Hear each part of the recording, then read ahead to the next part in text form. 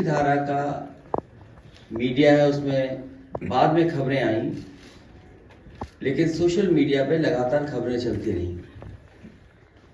दोनों दिन की परीक्षाओं के किस तरह पेपर लीक हुआ है, उसकी खबरें सबसे ज्यादा सोशल मीडिया पर रही। मैं जहां भी गया क्षेत्र में, वहां पर मुझे छात्र नौजवान मिले, उन्होंने यही मांग की थी कि एग्जाम दोबारा किए जाएं। परीक्षा जिस तरीके से सुरक्षा के इंतजाम में होनी चाहिए थी वैसे नहीं हुई है। मैं आगरा उतरा, आगरा में मुझे बड़े पैमाने पे छात्र मिले। आगरा से मैं जलेसर गया, वहां पर छात्र मिले मुझे। हर गांव से बच्चे निकल करके आए और उनके हाथ में तख्ती थी या कागज पे लिखे हुए थे कि परीक्षा रद्द होनी चाहिए। मैं मुरादाबाद गया, मुझे मुरादाबाद में मिले। मुजफ्फरनगर में गया तो मुजफ्फरनगर में मिले मुझे। केवल सरकार की ये परीक्षा नहीं, बल्कि जितनी भी परीक्षाएं अभी तक हुई हैं, ज्यादातर भारतीय जनता पार्टी की सरकार में वो पेपर लीक हुए हैं। ये लीक का खेल जो चला रही है सरकार, ये जानबूझ करके चला रही है। इनकी नियत नहीं है कि गरीब परिवार का बेटा नौकरी पा जाए, क्योंकि भारतीय जनता पार्टी के लोग ये बात जानते हैं कि गरीब परिवार के बच्चे को नौकरी रोजगार मिल जाने से उसके घर परिवार की आर्थिक स्थिति बेहतर होती है।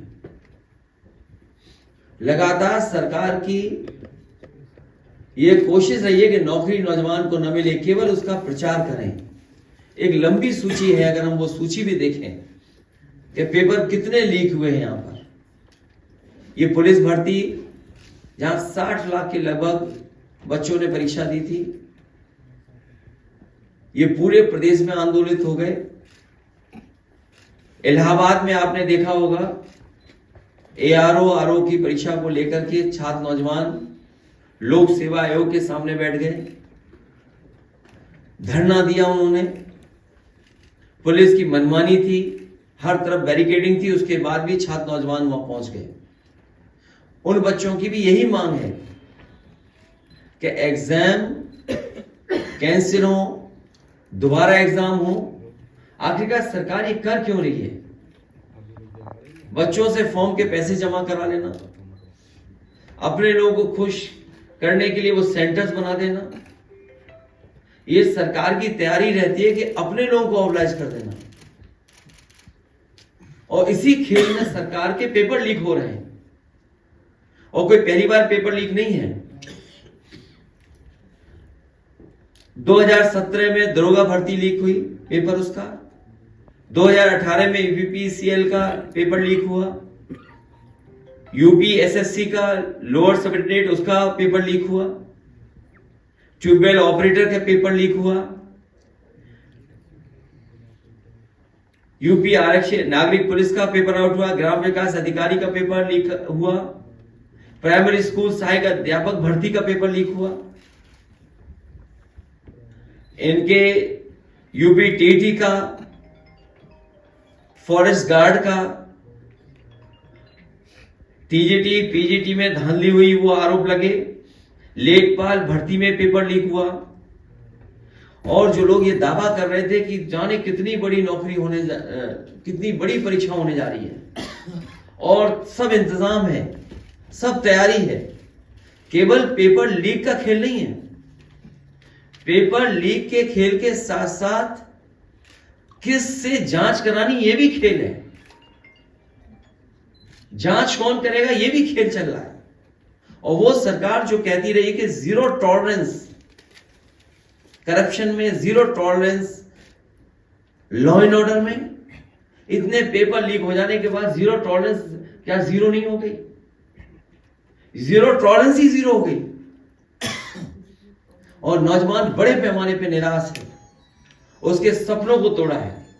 वो जो तैयारी कर रहा था, मेहनत कर रहा था, उसकी मेहनत पे पानी फेर दिया और निराशा है उसके अंदर।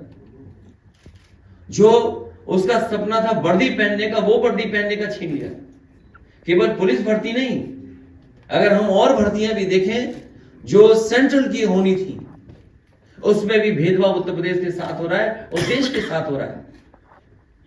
यहां बहुत सारे साथी होंगे, उनकी जानकारी होगी कि एक साल में बड़े पैमाने पर फौज की भर्ती हुआ करती थी, पैरामिलिट्री फोर्स की भर्ती हुआ करती थी।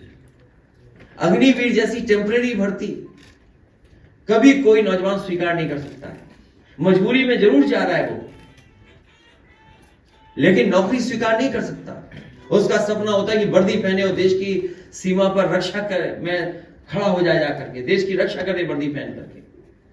और अग्निवीर भी जानबूझ करके बीजेपी ने सोच समझ करके पूरा डेटा को एनालाइज करके कि इसमें कहां के बच्चे नौकरी पाते हैं। फौज की भर्ती में जो पहले भर्ती होती थी उसमें सबसे ज्यादा गांव के बच्चे नौकरी पाते थे। इन्होंने डेटा निकलवाया, एनालिसिस की, उन्होंने देखा कि जिस परिवार का भी बच्चा नौकरी पा जाता है वो परिवार खुशहाल हो जाता है और उसकी आर्थिक स्थिति बेहतर हो जाती है। इसलिए जानबूझ करके इन्होंने वो भर्ती रोक दी और हमारे ग्रामीण बच्चों को अग्निवीर जैसी व्यवस्था में मजबूरी में गरीबी के बहाने उन्हें जाना पड़ रहा है। कोई दुनिया में गरीबी को एक्सप्लॉइट नहीं करता होगा, और वो भी अपनी सीमा की रक्षा के लिए एक्सप्लॉइट कर रहे हो। सोचो, गरीबी में एक्सप्लॉइट कर रहे हैं और उन्हें क्या अग्निवीर जैसी व्यवस्था दे रहे हैं। सुनने में आ रहा है कि जो लोग कोई रशिया गए थे रोजगार के नाम पर, उन्हें फौज में भर्ती कर करके वॉर में भेज दिया।